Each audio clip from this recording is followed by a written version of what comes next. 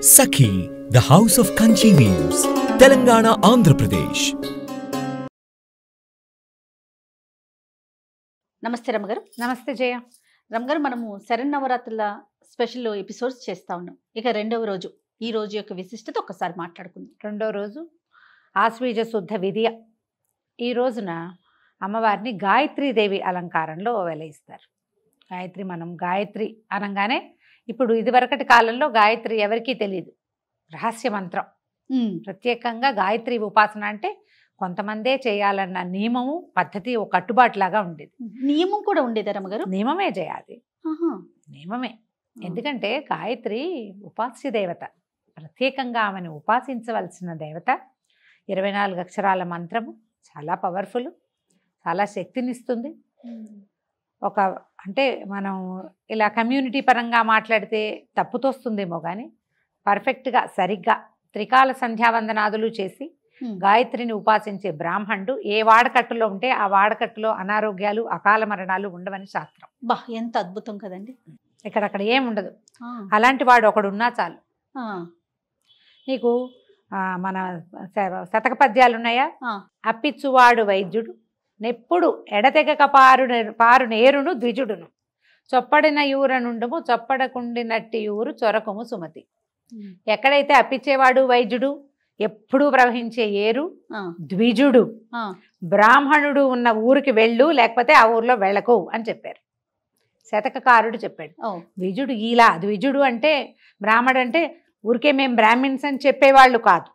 ద్విజుడు 2 సార్లు పుట్టినవాడు అంటే వాడికి యజ్ఞోపవీతం ఉండాలి. ఆ బ్రాహ్మణుడికి ఆ యజ్ఞోపవీతానికి అనుసంధాన దేవత అయిన సంధ్యాదేవత గాయత్రిని ఉపాసించాలి. అతను గాయత్రి ఉపాసన గనక చేస్తే అసలు ఆ బ్రహ్మవర్చస్సే వేరు. 3 పూట్ల త్రికాలము సహస్ర గాయత్రి చేసే వాళ్ళ వెలుగే వేరుగా ఉంటుంది. అలాంటి వాళ్ళు ఉన్న వాడకట్లో వాళ్ళు అందరూ ఆరోగ్యంగా ఉంటారు. చనిపోక తప్పదు కదా జయ, అంతే కదా. మరణము శాశ్వతమైంది, అనివార్యమైంది, అది తప్పదు. అకాల మరణాలు అవి ఉండవు. ఎవరు చేస్తారో వాళ్ళకి కూడా ఇప్పుడు పూర్వకర్మానుభవం ఎంతో కొంత మనం అనుభవిస్తాం, అది తప్పదు. వాళ్ళకైనా, ఉపాసించే వాడికైనా, చుట్టుపక్కల వాళ్ళకైనా. కానీ అకాలంగా ముంచుకొచ్చేవి అలాంటి వాళ్ళ మొహం చూస్తే పోయేది ఇదివరకటి కాలంలో. మనకి నియమం తప్పటం అనేది ఒక విధానంగా అయింది. కలికాలంలో ఉన్నాం కదా మనం. ఇక ఏ నియమం తప్పినా గాయత్రి అంత పవర్ఫుల్ దేవత. ఈ గాయత్రిని ఎలా ఉపాసిస్తాము? సూర్యుడితో పాటు ఉపాసన చేస్తారు. సూర్యోపాసన లాగానే గాయత్రి ఉపాసన సూర్యుడికి ఎదురుగుండా ఉండి చేయటమే. త్రికాలాల్లో చేయటం అంటే సూర్యోదయము, మధ్యాహ్నము, సూర్యుడు మధ్యం దిన మార్తాండుగా ఉన్నప్పుడు, సూర్యుడు అస్తమించే సమయంలోను, ఈ 3 కాలాల్లోనూ సూర్యుడికి అర్ఘ్యం ఇవ్వటము, గాయత్రి చెప్పుకోవటము, ఈ 2 అనుసంధానంగా ఉంటాయి, కలిసి ఉండేవన్నమాట. ఇప్పటికీ మనకి ఇంకా గాయత్రి చెప్పేవాళ్ళు ఉన్నారు, ద్విజులు ఉన్నారు. కాబట్టి కలియుగాంతం అంత తొందరలో లేదు, ఇంకా సమయం ఉంది. వాళ్ళు తగ్గిపోతుంటే మన సమయం తగ్గిపోతుంది. దీన్ని గౌరవించాలి కానీ ఎట్టి పరిస్థితుల్లోనూ ప్రశ్నించవద్దు, ప్రశ్నించకూడదు.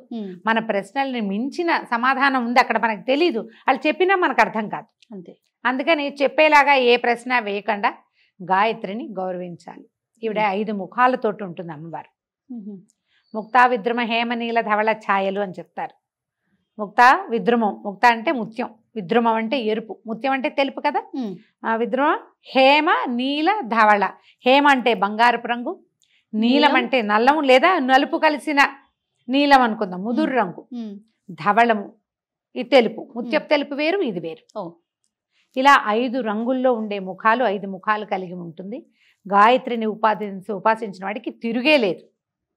ఆ ఉపాస్య దేవత అయిన గాయత్రిని రెండో రోజు దైవంగా అలంకారం చేస్తారు. ఇంచుమించు మన వైపు అన్ని దేవాలయాల్లోనూ గాయత్రి దేవే కనపడుతుంది, పంచముఖిగా కనిపిస్తుంది. ఇప్పుడు మనం ఎట్లా చూస్తామంటే మా కారు బ్యాక్ చేస్తున్నా సరే గాయత్రి మంత్రం వినపడుతుంది. అవును. ఫోన్ రింగ్ టోన్లు గాయత్రి మంత్రమే. తర్వాత ఇంటి కాలింగ్ బెల్స్ గాయత్రి మంత్రమే. పిల్లలకి గాయత్రి మంత్రం నేర్పిస్తారు. వాకింగ్ చేసేటప్పుడు కూడా మనం గాయత్రి మంత్రాన్ని వింటుంటాం. ఎవరికైనా ఫోన్ వచ్చిందనుకో రింగ్ టోన్ కూడా గాయత్రి మంత్రమే ఉంటుంది. అదేమంత అడ్వైజబుల్ కాదేమో అని అనిపిస్తుంది జయ. ఇప్పుడు మంత్రము పూర్తిగా వెళ్ళాలి, అది మధ్యలోనే కట్ చేస్తాం మనం, అది తప్పు. తర్వాత దాన్ని ఇలా చేయకూడదు. ఒక పవర్ఫుల్ మంత్రాన్ని, శక్తివంతమైన దాన్ని, అంత శక్తి తీసుకోవాలి కదా మనము. అరకొరగా ఎందుకు చేయాలి? అంతేగా. ఏమో అది చేయకూడదేమో అనిపిస్తుంది. ఎవరి ఇది వాళ్ళదైనప్పటికీ పిల్లలకు కూడా గాయత్రి మంత్రం ఉపదేశించడం, నేర్పించడం. ఇప్పుడు నేర్పటం వేరు, ఉపదేశం వేరు. ఈ డిఫరెన్స్ ఒకటి ఉంది కదా. అవునండి. ఇది కొంచెం తెలుసుకోవాలి మనం. ఈ గాయత్రిని ఇంత ప్రత్యేకమైన కథ చెప్తారంటే గాయత్రి దేవికి, పూర్వం అంట అరుణుడని ఒక రాక్షసుడు ఉండేవాడు. అతను త్రికాల సంధ్యావందనాపరుడు. 3 పూట్ల సంధ్యావందనం చేసి సహస్ర గాయత్రి, 1,00,000 గాయత్రి కూడా చేసేవాడు రోజుకి. అతను విపరీతంగా బల సంపన్నుడిగా అయ్యాడు. బ్రహ్మవర ప్రసాదం లభించింది అతనికి. రమగారు, మీ మాటకు అడ్డొస్తుందని అనుకోవద్దు. నాకు ఎప్పుడూ ఒక చిన్న అనుమానం ఉంటుందండి. రాక్షసులు అంటే రాక్షస దేవతలు ఉండరా? మన దేవతల్ని ఎందుకు పూజిస్తారు, కొలుస్తారు? ఇట్లా అంటే ఎడతెరిపి లేకుండా వారి అనుగ్రహం కోసం పూజా విధానం ఎందుకు ఫాలో అవుతారండి? రాక్షసులు అంటే రాక్షసులకి వేరే దేవతలు ఉండరు. రాక్షసులు అంటే అది ఏదో విచిత్రమైన జాతి కాదమ్మా. వాళ్ళందరూ బ్రాహ్మణులే, కశ్యప ప్రజాపతి సంతానమే, బ్రహ్మ వల్ల జన్మించిన వాళ్ళు, బ్రహ్మ సంతతి. గుణాలు రాక్షస గుణం. గుణం లాగేసుకోవాలి, అంతా నేనే ఉండాలి. ఆసురీ ప్రవృత్తి అంటాం చూడు. కొన్ని ఇప్పుడు మనమే ఉంటాం, మనలో కొన్ని రాక్షస గుణాలు ఉంటాయి. అంటే మనకు కూరలు ఉన్నట్ట, కూరలు కొమ్ములు ఉన్నట్టు కాదు, గుణం అలాంటిది ఉన్నట్టు. వీళ్ళు కూడా అంతే. ఇప్పుడు రావణాసురుడు అసుర లక్షణం, శివభక్తుడు, మహాశివభక్తుడు, పరమేశ్వరుని నేల మీదకి దింపేసిన వాడు. అవును, రుద్రమిని వాయించి శివుణ్ణి ప్రత్యక్షం చేసుకున్నాడు. ఆత్మలింగాన్ని పట్టుకెళ్ళగలిగిన ఘనుడు. మరి ఇప్పుడు ఏదో అయితే ఎలా చేయగలిగాడు? రాక్షసులు, అసురులు అని, మన దానవులు అని చెప్పే వీళ్ళందరూ కూడా బ్రహ్మ సంతానమే.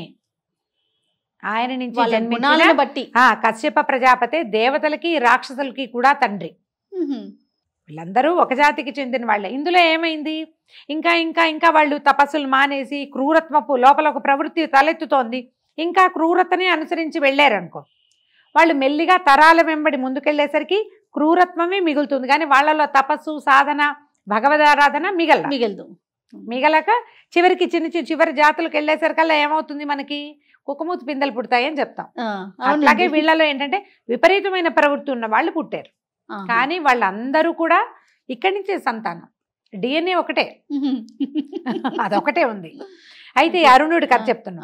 అరుణుడు తీవ్రమైన తపస్సు చేసి అతను ఎట్లాంటి వరం సంపాదించాడంటే, నాకు మరణం వద్దు, నో మరణం అని అడిగాడు. బ్రహ్మదేవుడు ఒప్పుకోలే. నాయన, మరణం లేకుండా వరం కుదరదు, మరణం అనివార్యం. కావాలంటే నువ్వు ఇంకో కొన్ని వేల ఏళ్ళు బతకచ్చు, వరం మార్చి అడగమంటే, అయితే ద్విపాత్తులు చతుష్పాత్తుల వల్ల మరణం లేదు అని అడిగాడు. మరణం లేకుండా వరం కావాలి.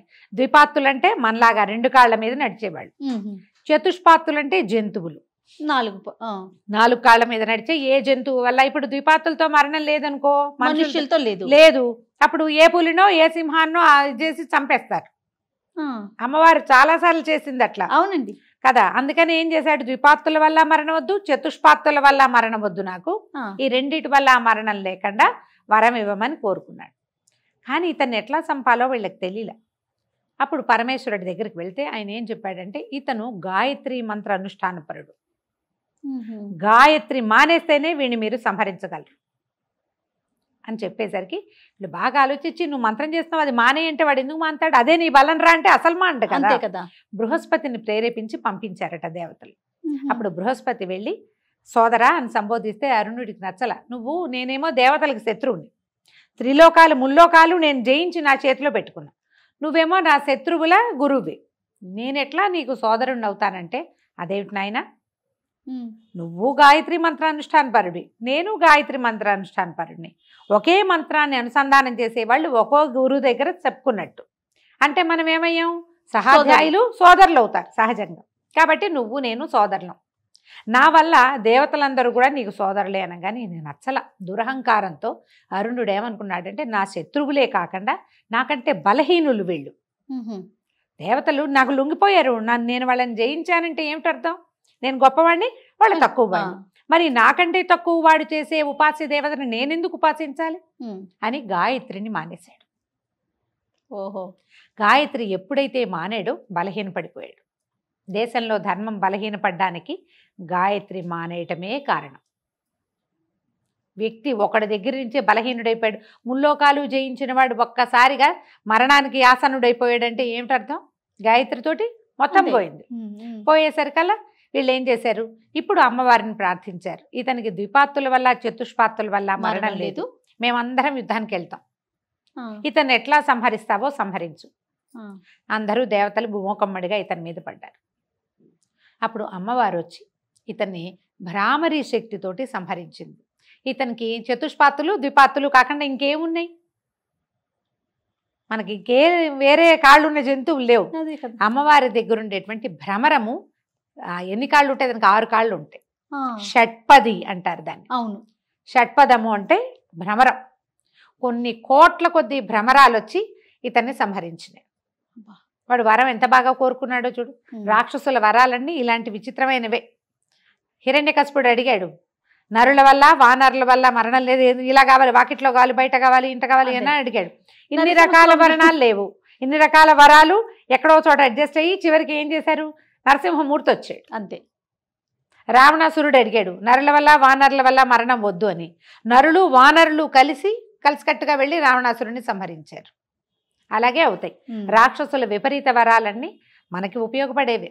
ఆ తర్వాత అమ్మవారు భ్రామరి స్వరూపంతో వెలసిందట. ఇప్పుడు మనకి శ్రీశైలంలో ఉన్నటువంటి భ్రమరాంబికాదేవి ఆ శక్తి యొక్క అంశే అంటారు.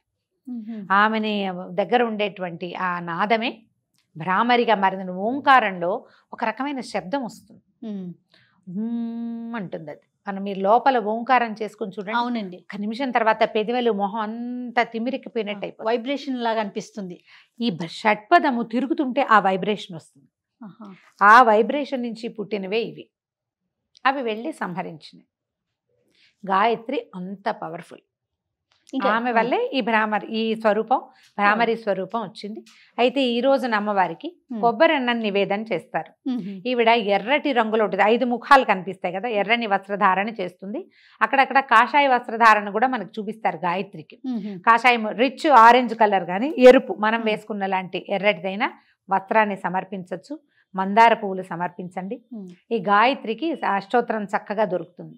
ఒక ప్రార్థనా శ్లోకం కూడా చక్కటి శ్లోకాలు దొరుకుతాయి. ఒక ప్రార్థనా శ్లోకం చేసుకోవటము, కొబ్బరన్నం నివేదన చేయటం. దాంతో పాటుగా మనం రోజువారీ పెడుతున్నట్టుగానే పెసరపప్పు, నానబెట్టిన పెసరపప్పు ఏమంటాం, వడపప్పు, పానకము, వడపప్పు నివేదన చేసుకోవటం. ఉదయకాలం చేయగలిగినంత సేవాకాలం చేసుకుని సాయంకాలం కనుక మనం ఈ అమ్మవారిని పూర్తిగా ఆరాధన చేసుకోవచ్చు. గాయత్రి ప్రత్యేకమైన స్వరూపంలో కనిపిస్తుంది. ఈ 5 ముఖాలున్న స్వరూపంతో అమ్మవారిని ఉపాసన చేసి నమస్కారం చేసుకుంటే అత్యద్భుతమైన ఫలితం వస్తుంది. ముందు ఈవిడ సంధ్యాదేవత అవటం వల్ల మనకి మనుషులకి బద్ధకము అవి తగ్గుతాయి, నియమపాలన అవి ఏర్పడతాయి. దానికోసం మనం ఈ అమ్మని ఆరాధించాలి. రమ్మగారు, శరన్నవరాత్రులు ఏ రోజుకు ఆ రోజే ప్రత్యేకం కదా. అవును. అత్యంత శక్తిగల రోజు అంటే ఏం చెప్పుకోవాలంటారు? దుర్గాష్టమి చెప్పాలి. అష్టమి అనండి. అష్టమి అమ్మవారు ఆ రోజు జన్మించిందని చెప్తారు. అష్టమి నాడు అంటే అప్పటిదాకా సాత్విక స్వరూపాల్లో కనపడుతున్న అమ్మ తీవ్ర రూపం దాల్చింది దుర్గా అష్టమి రోజు, అష్టమి నాడు. అక్కడి నుంచి చూడు, అష్టమి నవమి నాడు పూర్తిగా అమ్మవారు ఒక విపరీతమైన స్వరూపంలోకి వచ్చేసింది. ఇక ఇవన్నీ చూడు, సాత్విక రూపాలు బాల, గాయత్రి, కాత్యాయని, మహాలక్ష్మి, సరస్వతి సాత్విక రూపాల్లో కనిపిస్తుంది. ఆమె ప్రయత్నం చేసింది సాత్విక రూపాలలో రాక్షసుల్ని సంహరించడానికి, దుష్ట శిక్షణ చేయటానికి ప్రయత్నం చేసింది. సాత్విక రూపంతో సాధ్యపడటం లేదు అని తెలిసిన కొందికి మనకి సరస్వతి స్వరూపం కూడా శుద్ధ సాత్విక స్వరూపంలాగా కనబడుతుంది. కానీ నీల సరస్వతి స్వరూపంలోనే ఆవిడ శుంభుల్ని వధించిందని చెప్తారు. మూలా నక్షత్రం రోజు, మూలా నక్షత్రం అప్పుడే ఆవిడ జన్మ నక్షత్రము అదేను. అప్పటికే ఆవిడ రూపం మార్చుకుంది. ఆ తర్వాత వచ్చేటువంటి చండీ స్వరూపం సప్తమి నాడు చండీ, అష్టమి నాడు దుర్గా. క్రమంగా చూడు, దుర్గాకి వచ్చేసరికల్లా తీవ్రమైన స్వరూపం వచ్చేస్తుంది. అంటే ఏమైనా సరే వీళ్ళని పూర్తిగా అణచాలంటే సంహరించాల్సిందే. దానికోసమని ఇలాంటి సంహార శక్తిగా రూపొందాల్సిందేనని భావించి అక్కడికి స్వరూపం పూర్తిగా మార్చుకుంది. మనం ఎక్కడ చూసినా పవర్ఫుల్ స్వరూపము, శక్తి స్వరూపిణిగా కనపడుతుందంటే దుర్గా స్వరూపమే. సంతోషం గారు, నమస్తే. నమస్తే జయ. Anchor's dress courtesy by Saki.